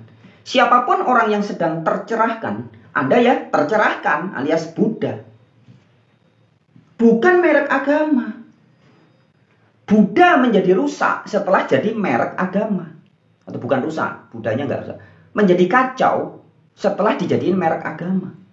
Begitupun dengan Kristen. Anda lihat di Alkitab, tidak ada Yesus mengajarkan agama merek Kristen. Paulus mengajarkan agama merek Kristen. Yohanes, Markus, Luka, Matius, Filipus, Yakobus, apa mana itu? Tidak ada yang mengajarkan agama Kristen. Tidak ada. Kisah para Rasul 11 ayat 26. Di Antioquia lah murid-murid Yesus itu pertama kali disebut Kristen. Kristen itu sebutan. Anda pengikut Gus Dur, sebutannya apa? Gus Durian. Anda orang barbar, pengikutnya disebut barbarian. Orang Indonesia, Indonesian. Orang Malaysia, Malaysian. Pengikutnya, penggemarnya Agnes Monica, Monikan. Nanti kalau ada pengikutnya Donald, Donaldian. Begitu. Nah, karena yang diikuti tokohnya adalah Kristus, maka disebutnya Kristian. Jadi Kristen atau Kristian, bahasa Yunaninya Kristianos, itu sebutan bagi pengikut Kristus. Bukan agama. Kapan Kristen menjadi agama? Dulu namanya masih awal-awal itu dibuat oleh Konstantin. Bukan agama Kristen, tapi Katolikos. Katolik itu artinya umum. Agama umum. Ya, Katolikos atau universal. Am atau Katolikos itu artinya umum. Tadinya kan nggak diterima, ditolak sama negara. Sekarang diterima negara dan dijadikan lembaga agama. Rome Catholic, ya, Roma Katolik. Bertahun-tahun, kemudian muncul uskup-uskup yang memprotes. Wih, ini ajaran Roma Katolik ternyata nggak sesuai Alkitab. Ada uskup dan teman-temannya, romo-romo, memprotes Roma Katolik. Maka muncullah agama tukang protes. Gitu ya, bahasa Indonesia. Agama tukang protes. Kenapa? Karena memprotes Roma Katolik. Maka sebutnya agama Kristen Protestan. Begitu ceritanya. Saya pernah di sini memberikan kesaksian bahwa kekristenan bukan agama. Pendiri agama Kristen bukan Yesus Kristus. Kalau saya ketemu sama tokoh-tokoh agama, mereka berkata, Pak Yohanes, kan Yesus Kristus itu pendiri agama Kristen. Ya salah, Pak. Awal mula kenapa bisa jadi agama? Makanya Google sekarang udah bisa tahu Konstantin jadi ke agama Katolik, disahkan agama Katolik. Saat itu terjadi, para rasul Kristus sudah nggak ada, sudah meninggal, sudah tidak ada di bumi lagi. Konstantin mensahkan, lihat salib di langit. dia sahkan jadi agama Katolik. Kemudian muncul Martin Luther protes dengan doktrin-doktrin Katolik. Martin Luther tidak menyetujui, mereka bikin lagi, jadilah Kristen Protestan. Muncul lagi Calvinis, Armenian, itulah karismatik. Jadi pendiri agama Kristen manusia. Itu mulai dari Konstantin dan sebagainya. Bapak, ibu, dan saya kalau sekedar beragama Kristen, bukan pengikut Kristus, pengikut Martin Luther, Calvinis, Armenian, dan lain-lain. Nah, itu. Ya, demikian juga dengan agama bermerek Islam. Itu muncul belakangan. Ya. Sedangkan di zaman Nabi Muhammad masih ada dan pengikut-pengikutnya ada, tidak disebut agama bermerek Islam, tidak ada. Belakangan adanya. Nah, ketika Buddha yang artinya tercerahkan dijadikan merek agama, ini jadi masalah. Ketika Hindu juga begitu ya. Hindu itu makanya disebutnya Hindu Dharma. Hindu itu kehidupan jiwa. Maka ada sungai Hindus, sungai kehidupan di India sana. Hindu itu artinya kehidupan, sikap hidup. Dharma itu bahasa Nusantara, bahasa Sanskrit, bahasa Sanskerta, panggilan jiwa. Jadi Anda yang menjalani hidup sesuai panggilan jiwa. Misalkan kalau sekarang sudah bisa dicek teman-teman ya, anak-anak kecil-kecil itu usia 5 tahun sudah bisa dites fingerprint, ada tes alatnya, bakatnya dia apa. Jadi setiap dari kita, dari lahir itu kita sudah ada bakatnya. Anda suka musik, Anda ada yang suka masak dari kecil, sudah besar jadi chef, suka musik, tiba-tiba pintar membuat genre musik baru, jadilah Bang Roma Irama. Ya, menciptakan jenis musik baru, musik dangdut. Pintar menciptakan lagu, itu sudah bakat dari sananya. Nah, orang yang menjalani hidup sesuai bakatnya, sesuai panggilan jiwanya, itulah disebutnya Hindu Dharma. Anda yang hobinya dari kecil suka nolong orang, setelah besar jadi pelayan masyarakat, entah mungkin jadi dokter, jadi pelayan, jadi apapun ya. Anda sedang melakukan Hindu Dharma. Begitu, bukan merek agama. Nah, kata Hindu Dharma, ini bahasa Sanskrit ya, bahasa Sanskerta. Inilah yang di Arab menjadi dinul Islam. Ya. Dinul itu jiwa, penyerahan jiwa, sikap hidup. Islam berserah diri, jadi dinul Islam, sikap hidup atau jiwa yang berserah diri. Itu namanya dinul Islam.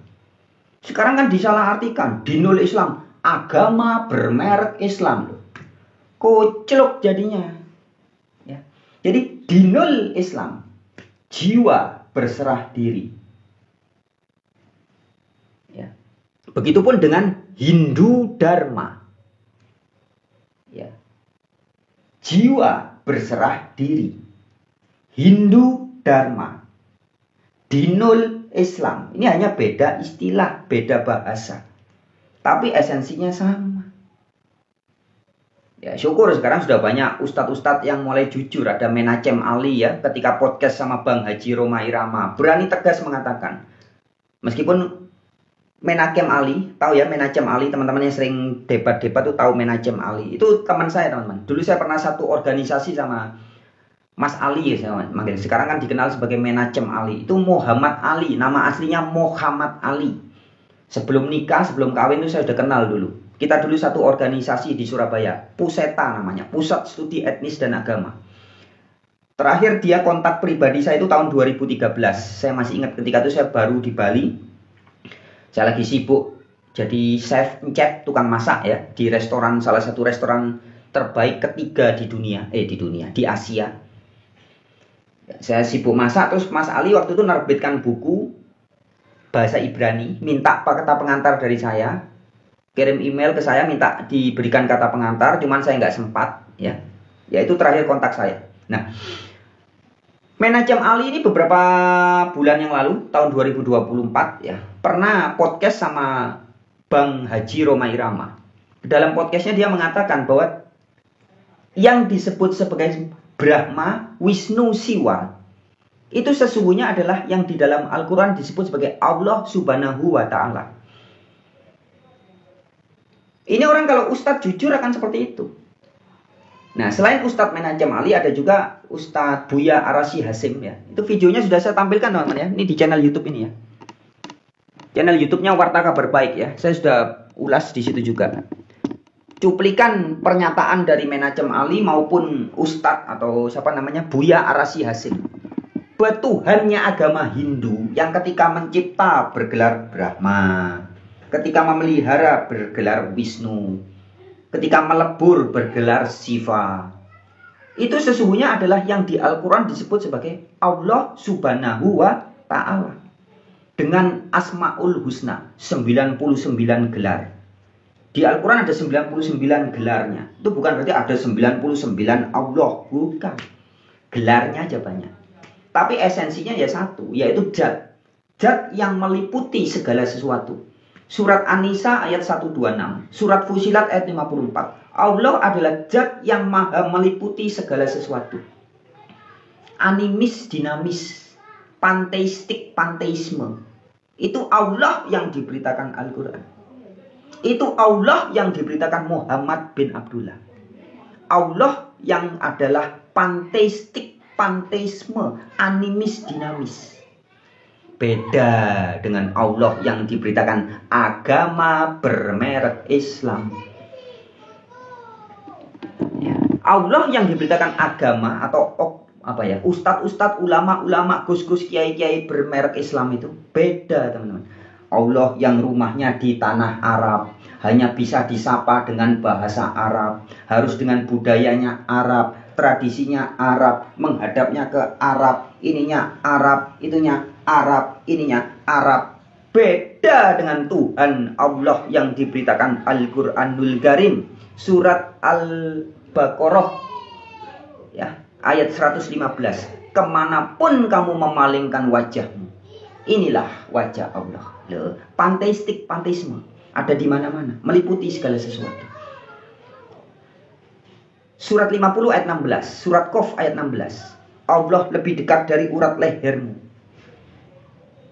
Ini yang di dalam Alkitab oleh Yesus dikatakan Bapa di dalam kita. Ini yang dalam kitab-kitab Hindu disebut Atman. Atman itu adalah percikan dari Parahatman, percikan dari Sang Maha Kuasa di dalam kita.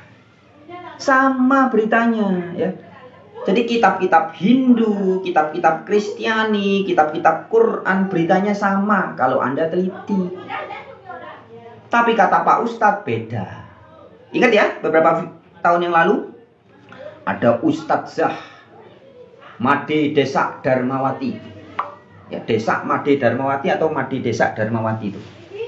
Yang videonya viral. Ini Ustadzah lulusan 3 universitas ternama di Indonesia.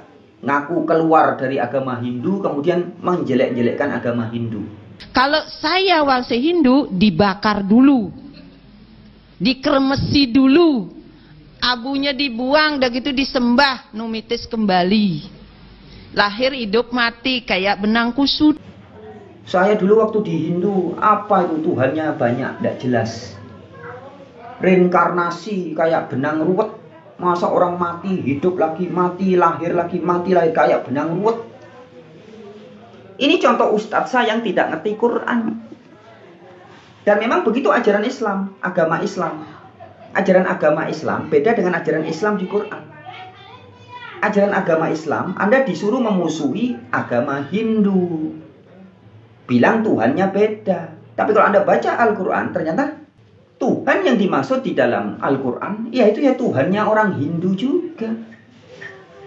Di dalam Hindu disebutnya Wiyapi Wiyapake. Dalam Al-Quran dikatakan surat An-Nisa 126, surat Fusilat 54. Allah adalah zat meliputi segala sesuatu. Sama.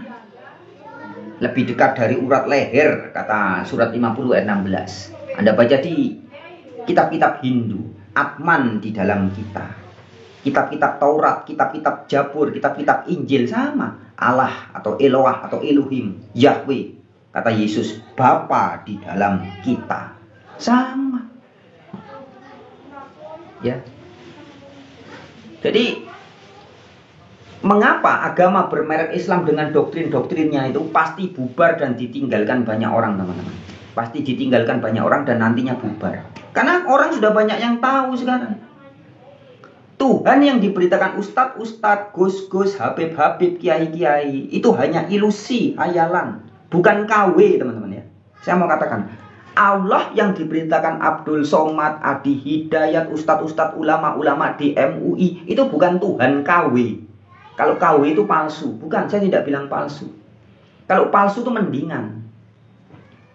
Anda menuhankan pohon gitu ya. Anda menuhankan pohon, ada itu barangnya, pohon ini loh Tuhan saya. Loh. Atau ini papan surfing, ini tidak ada pohon, ada papan surfing. Papan surfing, kamu Tuhanku.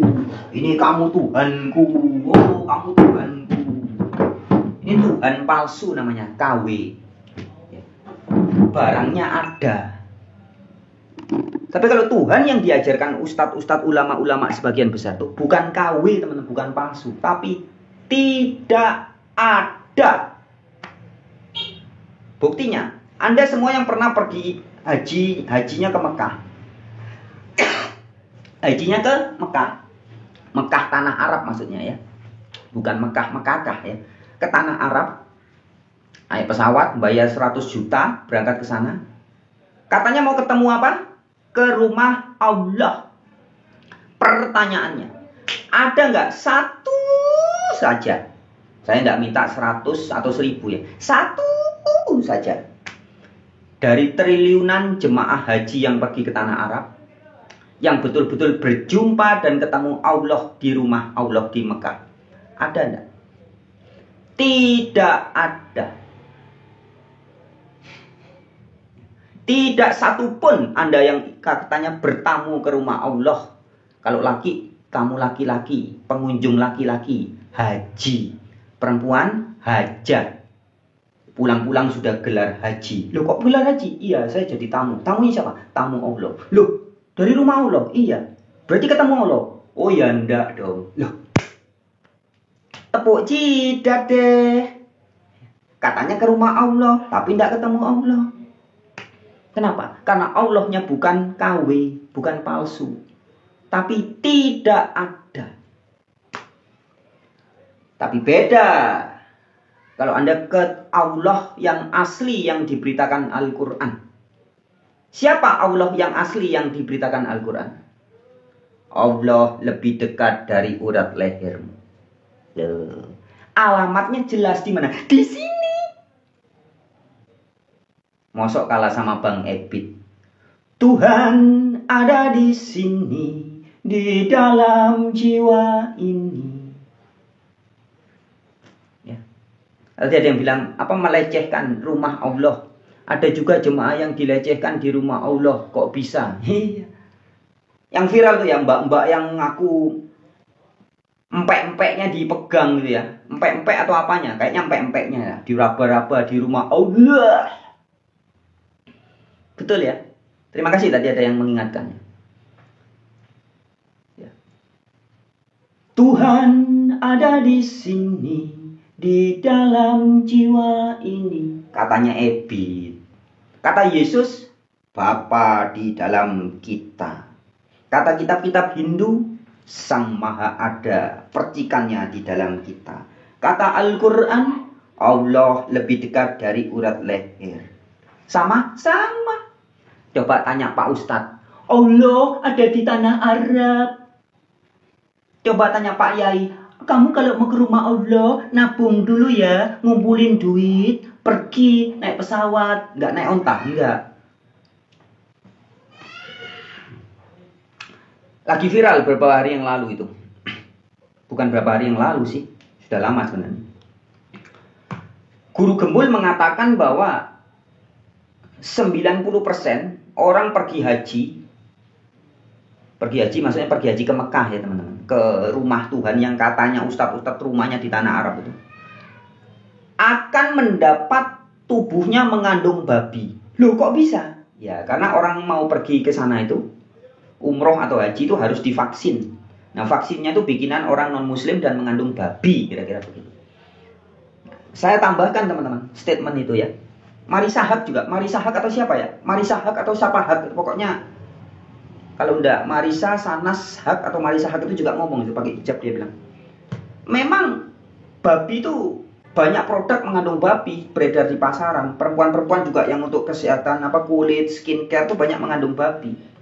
Jamaah haji misalkan dari Indonesia kalau mau datang ke Arab itu harus divaksin babi dulu. Vaksin suntik ini kenapa? Karena di Arab Saudi itu kan ada penyakit-penyakit tertentu yang kita mungkin tidak terbiasa untuk itu. Maka untuk menyelamatkan nyawa kita harus divaksin. Sayangnya karena orang Islam itu tidak bisa membuat vaksin, maka vaksin itu harus diminta ke negara yang lain. Mungkin Belgia atau Italia yang semacam itulah ya. Nah, karena negaranya itu adalah non-muslim, maka wajar saja kalau mereka menggunakan babi. Tetapi orang-orang Islam langsung ulama-ulamanya berfatwa, ya udahlah darurat, nggak apa-apa, suntik aja babi gitu. Jadi banyak orang-orang Islam yang sebelum berhaji itu tubuhnya bersih dari babi. Tetapi setelah pulang dari haji, malah jadi ada babinya di dalam tubuhnya. Nah, kenapa seperti itu? Karena orang Islam nggak bisa bikin vaksin. Babi itu kayak kalau pohon kayak kelapa. Kelapa itu semuanya kepake.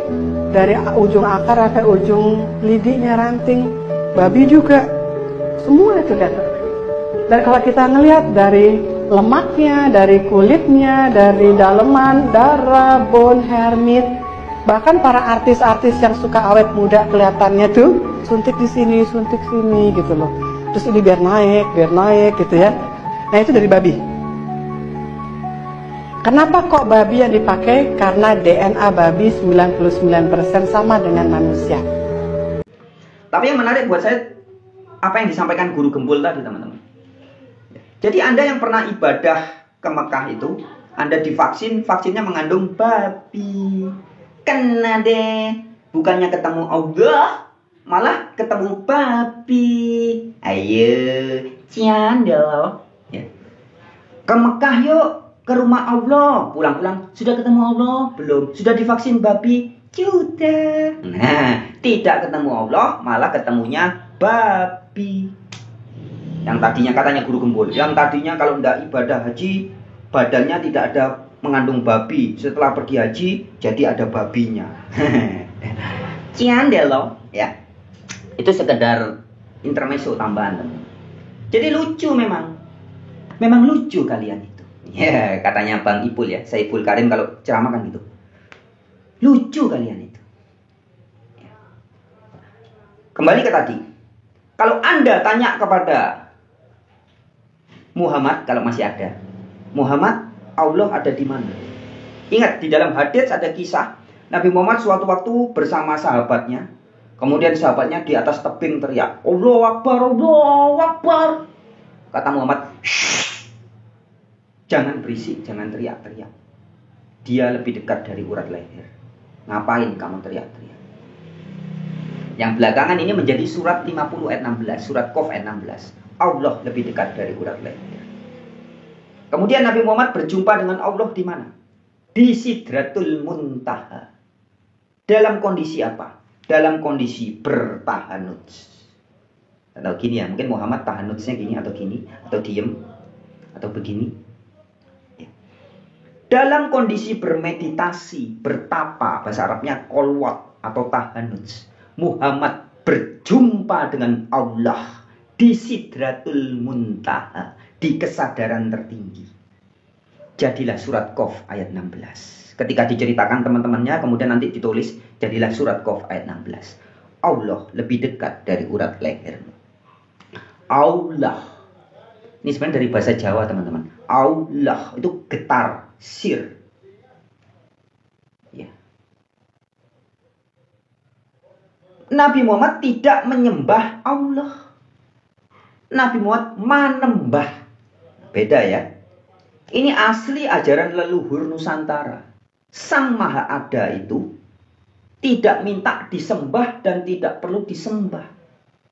Perlunya adalah manembah. Menyembah itu Anda sesuatu di luar diri Anda. Tapi kalau manembah itu sesuatu yang bersama kita, di dalam diri kita. Nah, Nabi Muhammad sebelum berserah diri, sebelum bersikap hidup Islam, Nabi Muhammad manembah, merasakan Allah dulu. Setelah bisa merasakan, baru dia berserah diri kepada siapa? Ya kepada yang dia rasakan. dalam perkembangannya, Nabi Muhammad menyadari bahwa dia selalu bersama-sama Sang Maha Ada. Omnipresent bahasa Inggrisnya, artinya Maha Ada. Di sini ada, di mana-mana ada. Ya, jadi tidak perlu dicari, tidak menunggu nanti, tidak menunggu besok. Karena Allah adalah zat yang meliputi segala sesuatu. Surat An-Nisa ayat 126, surat Fusilat ayat 54. Maka jadilah juga surat Al-Hadid, surat 57 ayat 4. Allah besertamu dimanapun kamu berada. Ini yang di dalam kitab Yahudi, yaitu kitab Jabur, atau Torah, atau Injil, atau Evangelion, Bible, juga dikatakan Immanuel. L itu Eloah, Elohim, itu Imanu. Immanuel, artinya Allah beserta kita. Jadi kata Immanuel atau Allah beserta kita bukan hanya ada di teks Bible-nya orang-orang Kristen atau orang-orang Yahudi. Di Al-Quran juga ada, tapi tidak ditulisnya Immanuel. Ya. Surat 57 ayat 4. Allah besertamu dimanapun kamu berada. Jadi mau ketemu Allah di mana? Ya di mana-mana. Di sini bisa, di sana bisa, di mana-mana ku bersama Allah. Karena Allah adalah zat, energi, power, spirit. Bukan sosok, bukan pribadi. Nah, sekarang kalau Anda sudah tahu Allah lebih dekat dari urat lehermu, saya tanya, kalau Anda mau bertamu, yang laki-laki mau jadi haji, tamu laki-laki, karena saya berkintil, bukan bertimpi. Kalau saya berkintil, gelar saya haji. Kalau saya bertimpi, gelar saya haja. Gitu ya.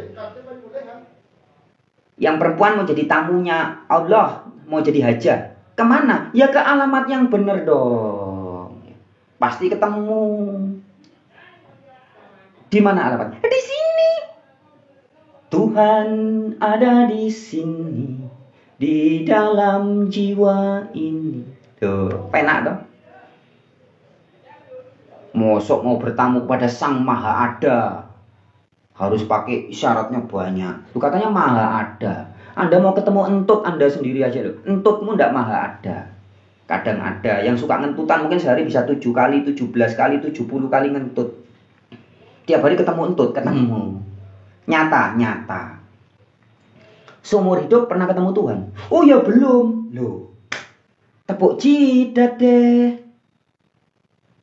Ketemu entut gampang. Ketemu Tuhan kok sulit. Nunggu setelah mati. Ikut Tuhan model apa? Katanya Maha Ada. Tapi kok kalah eksis sama kentutmu? Kamu tiap hari ketemu kentutmu. Ketemu enggak? Ketemu. Kalau enggak ngentut sehari, 3 hari, 7 hari, wah sudah pasti masuk rumah sakit. Kalau kamu belum ketemu Allah, belum ketemu Tuhan, dari bayi ngek sampai sekarang belum ketemu Tuhan, nggak apa-apa. Nggak apa-apa itu. Ya berarti mendingan kamu nyembah entut. Ya, lebih baik nyembah entutmu. Nyata, berkuasa dia. Dia kentutmu nggak hadir. Sehari dia nggak hadir, sekali aja. Tunggu 3 hari, pasti kamu masuk rumah sakit. Berkuasa dia, ngefek gitu loh. Kita nggak ketemu entut kita itu ngefek. Tapi Anda tidak ketemu Tuhanmu, nggak apa-apa. Ya berarti lebih berkuasa entut. Wahai entutku yang super bau, terima kasih sudah datang ya entutku. Coba entutku kamu nggak datang, aku perutku sakit. Kamu nggak datang 3 hari, 7 hari, aku masuk rumah sakit. 2 minggu kamu nggak hadir, aku sudah pasti jadi mayat. Ngefek kan? Paham teman-teman? Ini saya ngasih contoh yang ekstrim. Entut Anda dan entut saya itu tidak Maha Ada. Tapi kita bisa ketemu setiap hari. Lah yang Anda sebut sebagai Tuhan atau Allah atau God atau Theos atau Tien atau Sang Hyang apapun istilahnya. Ini Maha Ada. Tidak pernah tidak ada. Dan dia meliputi segala sesuatu. Ketemu air, ketemu. Jadi contoh ya. Air. Anda setiap hari ketemu air, ketemu. Ketemu Allah enggak? Oh belum. Loh, kok bisa? Allah meliputi segala sesuatu. Air ada Allahnya? Ada. Kamu ketemu air? Ketemu. Ketemu Allah? Enggak. Coba. Mikir. Pelan-pelan. Allah adalah zat yang maha meliputi segala sesuatu. Udara ada Allahnya? Ada. Air ada Allahnya? Ada. Setiap hari Anda ketemu udara? Ketemu. Anda sudah ketemu Allah? Belum. Tepuk cidade. Ya, dan ini yang diajarkan ustadz-ustadz, ulama-ulama. Tuhan itu tidak empiris, tidak bisa dirasakan, tidak bisa dialami, tidak bisa dilihat, tidak bisa didengar. Debatnya, ingat ya, Ustadz Nuruddin sama Guru Gembul. Tuhan tidak empiris, tidak bisa dirasakan, tidak bisa dilihat, tidak bisa didengar, tidak bisa dialami. Pantesan kalah sama entutmu. Entutmu bisa dirasakan, bisa dialami. Meskipun tidak bisa dilihat, baunya bisa dirasakan, suaranya bisa didengar. Tapi Tuhan yang diajarkan ustadz-ustadz, sekali lagi saya katakan, bukan palsu teman-teman, bukan KW. Mending kalau barang palsu mendingan ada wujudnya. Ini bukan palsu lagi, tapi tidak ada. Ya, lebih parah dari palsu.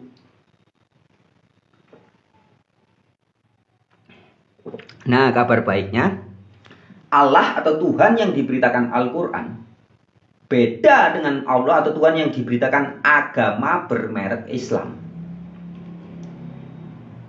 Agama bermerek Islam diberitakan ke Nusantara dulu zaman habis Mojopahit runtuh, Kerajaan Demak, Raden Patah bersama Sunan-Sunan Wali Songo menyebarkan agama Islam. Gitu ya ceritanya. Ada satu tokohnya yang dibunuh. Namanya Syekh Siti Jenar. Syekh Lemah Bang. Atau Lemah Abang. Atau Lemah Bang. Atau Siti Jenar. Kenapa dibunuh? Karena mengajarkan ajaran Al-Quran. Coba. Siti Jenar itu mengatakan, Allah bersamaku. Hono niro hono ingsun. Wujud iro wujud ingsun. Zat Allah dalam setiap nafasku, dalam setiap sel-sel darah, tulang sumsum, otot, kulit, rambutku. Ini diberitakan Siti Jenar. Tapi Tuhan Allah yang diberitakan Wali Songo beda. Tuhan yang rumahnya di Arab harus disapa dengan tradisi Arab, budaya Arab, bahasa Arab, ininya Arab, itunya Arab, ininya Arab, dan syariatnya harus Arab. Singkat cerita, Siti Jenar atas kesepakatan Dewan Wali, para Wali Songo, dibunuh atas perintah Sunan Bonang yang bunuh Sunan Giri. Menurut satu cerita, ya kalau Anda buka di Google, saya sudah cek teman-teman ya. Di salah satu kitab yang menulis tentang itu ada namanya kitab Darmo Gandul ini. Kalau di kitab Darmo Gandul ini dijelaskan bahwa yang bunuh adalah Sunan Bonang, eksekutornya Sunan Giri. Ya, jadi yang memerintahkan atas kesepakatan para wali, Sunan Bonang mengatakan bunuh Siti Jenar, tetapi eksekutornya Sunan Giri. Di sini. Tapi kalau Anda cari di Google, ada sekitar 7 atau 6 versi yang lain, sama-sama memberitakan bahwa Siti Jenar dibunuh. Tapi eksekutornya adalah, ada yang bilang Sunan Giri, ada Sunan Kalijaga, ada Sunan ini. Pokoknya beda-beda. Tapi satu suara, bahwa Siti Jenar benar-benar ya, Siti Jenar sama Wali Songo. Gara-gara Siti Jenar memberitakan kebenaran. Nah, itu mirip zaman sekarang. Di Indonesia ada satu ustadz yang cukup populer, viral ini videonya di TikTok, di Instagram, di YouTube ya. Namanya Bang Ipul kalau saya manggil ya. Kiai Saiful Karim. Kiai Saiful Karim. Ini mengajarkan ajaran manunggaling kawula Gusti. Persis seperti yang diajarkan Siti Jenar. Tetapi sejak sekitar tahun 2012 atau 2010, Kiai Saiful Karim dikatakan sebagai sesat dan menyesatkan oleh Majelis Ulama Indonesia.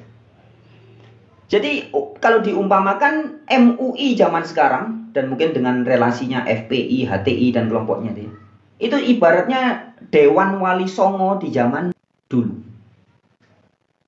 Bagaimana dengan Anda? Anda yang mengaku pengikut Wali Songo. Saya mau kasih tahu Anda, ajaran Wali Songo yang membunuh Siti Jenar itu beda dengan ajaran Al-Quran. Ya, jadi agama Islam di Indonesia yang disebarkan katanya kebanyakan selain oleh para Habib Yaman sudah dibongkar ya tahun-tahun lalu, ajarannya penuh kebohongan, juga disebarkan oleh Wali Songo. Dan tanda tanya besar. Apakah Anda sadar bahwa ajaran Wali Songo yang kemudian membunuh Siti Jenar itu bukan ajaran Al-Quranul Karim? Oke, ya sekian dulu live kita. Sampai jumpa di video berikutnya. Semangat. Rahayu, rahayu, rahayu. Sakung Tumadi. Nusantara bangkit.